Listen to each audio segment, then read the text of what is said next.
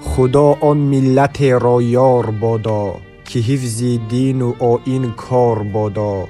مبارک عید قربان بر کسی باد، که صاحب مذهب و دیندار بادا. در روز عید قربان عادتاً چاروا قربانی کرده با دوستان و نزدیکان خیر میکنند.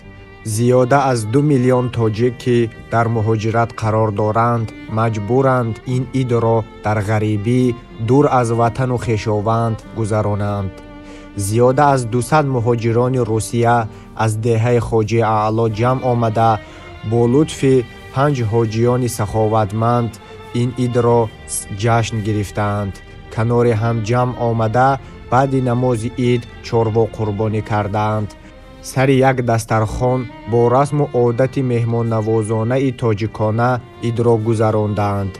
ما تاجیکان هر کجا که باشیم هم کنار هم میمانیم. این عملی سخاوتمندان دهه هم از این شهادت میدهد.